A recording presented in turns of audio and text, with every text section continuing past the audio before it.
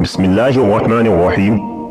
جب حضرت حسین رضی اللہ عنہ کا کٹا سر لے کر ان کی بہن زینب مدینہ پہنچی، کربلا کے میدان میں حضرت حسین کا سر کاٹ کر دشمنوں کا لشکر اپنے بادشاہ یزید کے محل کی طرف چلا۔ محل میں ایک فوجی نے یزید کے سامنے حضرت حسین رضی اللہ عنہ کا کٹا سر رکھ دیا۔ حضرت حسین کا کٹا سر دیکھ کر یزید بہت خوش ہوا اور پھر اس نے اپنے ہاتھ میں ایک چھڑی لے کر حضرت حسین کے سر پر ماری اور کہنے لگا کہ اے لوگو، دیکھ لو، جو بھی میری مخالفت کرے گا اس کا یہی انجام ہوگا۔ حضرت حسین رضی اللہ عنہ کے سر کی ایسی بے حرمتی دیکھ کر دربار میں موجود ایک یہودی کہنے لگا کہ اے لوگو، میں حضرت داؤد علیہ السلام کی نسل سے ہوں اور 14 پشتوں کے بعد میرا نسب حضرت داؤد علیہ السلام سے ملتا ہے، تو اے لوگو، میرے اور حضرت داؤد علیہ السلام کے بیچ میں 14 پشتوں کا فاصلہ ہے، پھر بھی میری قوم کے لوگ میری بہت عزت کرتے ہیں، اور ایک تم لوگ ہو کہ اپنے ہی نبی کے نواسے کا سر کاٹ دیا اور آج دربار میں بیٹھ کر اس کے ساتھ ایسی بے حرمتی کر رہے ہو۔ تم کیسے اپنے نبی کے سچے عاشق ہو؟ حضرت حسین رضی اللہ عنہ کی بہن حضرت زینب اپنے بھتیجے امام زین العابدین کو پکڑ کر روئی جا رہی تھی اور اپنے بھائی حضرت حسین کے کٹے سر کی بے حرمتی دیکھ کر اللہ سے فریاد کر رہی تھی کہ تبھی یزید نے حضرت زین العابدین سے کہا کہ تم نے دیکھ لیا نا، تیرے باپ نے میری مخالفت کی تو اللہ نے اس کا کیسا انجام کیا۔ اس پر حضرت زین العابدین نے قرآن کی ایک آیت پڑھ کر جواب دیا کہ اے یزید، دنیا میں جو کچھ بھی ہوتا ہے سب میرے اللہ کے حکم سے ہوتا ہے۔ تو یزید نے جواب دیا کہ یہ سب کچھ تم لوگوں کی ہی کرتوتوں کی وجہ سے ہوا ہے۔ اور پھر یزید نے حضرت زینب کے ہاتھ میں ان کے بھائی حضرت حسین کا سر رکھتے ہوئے کہا کہ اب تم لوگ عزت کے ساتھ اپنے گھر مدینہ جا سکتے ہو۔ اور پھر حضرت زینب روتی ہوئی اپنے گھر والوں کے ساتھ مدینہ کی طرف چل پڑی۔ حضرت زینب سارے راستے بھر اپنے بھائی حضرت حسین کا کٹا سر دیکھ دیکھ روتی جا رہی تھی۔ آخر یہ لٹا ہوا قافلہ کئی دنوں کے سفر کے بعد مدینہ پہنچا۔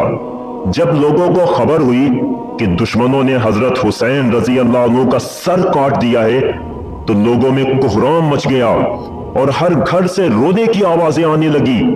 سارے مدینہ کے لوگ سمٹ کر حضرت زینب کے پاس پہنچے۔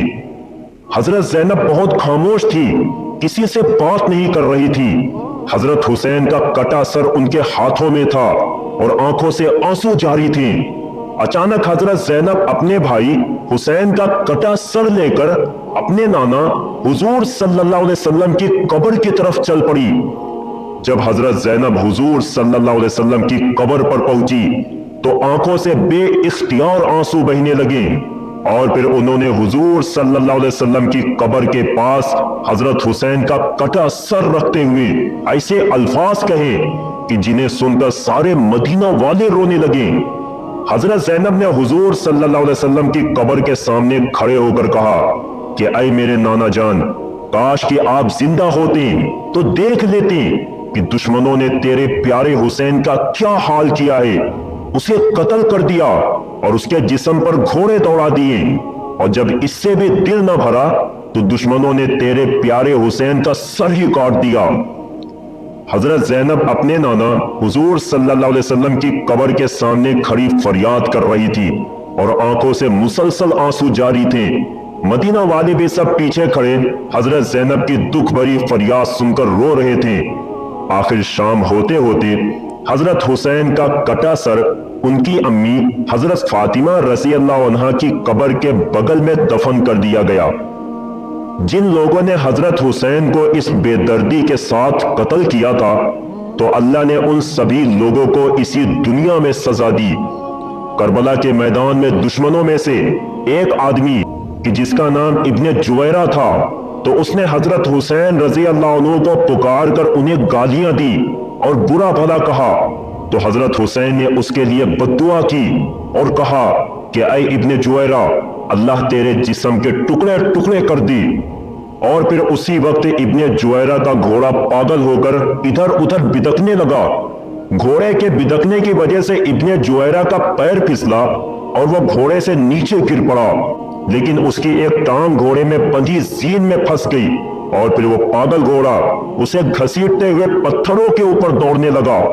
वो घोड़ा इब्ने जुवैरा को घसीटता हुआ इतनी तेजी से दौड़ रहा था कि पत्थरों की चोट से इब्ने जुवैरा का जिस्म कट कट कर गिरने लगा और आखिर उसका सारा जिस्म कट कर खत्म हो गया।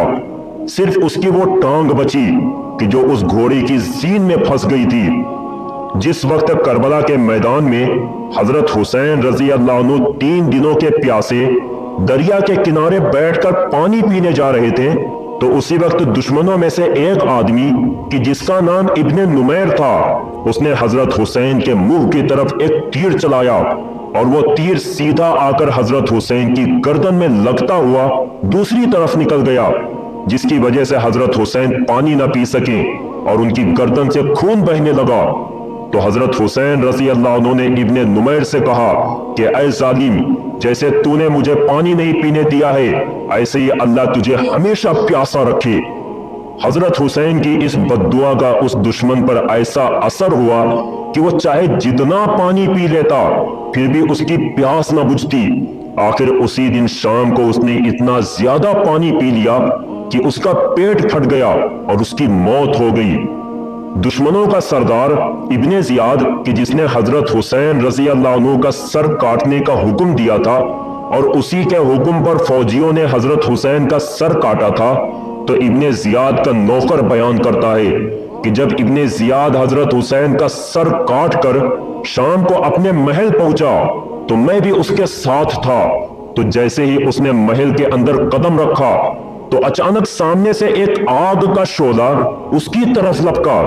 करीब था कि वो आग मेरे सरदार इब्ने जियाद को जलाकर खत्म कर देती, लेकिन तभी अचानक वो आग गायब हो गई और इब्ने जियाद ने मुझसे कहा कि ऐ आदमी, क्या तुमने भी अभी वो आग देखी जो अभी मेरी तरफ लपकी थी? तो मैंने कहा, हाँ मेरे सरदार, मुझे भी वो आग नजर आई थी।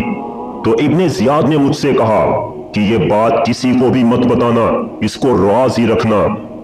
हजरत सुफियान सौरी फरमाते हैं कि हजरत हुसैन को कत्ल करने वाले दुश्मनों में से मैंने 2 लोगों का बहुत बुरा अंजाम देखा। एक तो उनमें ऐसा आदमी था कि उसकी शर्मगाह अपने आप बहुत ज्यादा बढ़ती जा रही थी और फिर बढ़ते बढ़ते वो इतनी लंबी हो गई कि उसे अपनी शर्मगाह किसी चीज से बांध कर रखनी पड़ती और वो शर्म से लोगों के बीच न जाता, अपने घर में ही बैठा रहता। और दूसरे आदमी का अंजाम मैंने ऐसा देखा कि उसे इतनी ज्यादा प्यास लगती थी कि वो चाहे सारे दरिया का पानी पी लेता फिर भी उसकी प्यास न बुझती। आखिर एक दिन उसने इतना ज्यादा पानी पी लिया कि उसका पेट ही फट गया और उसकी मौत हो गई।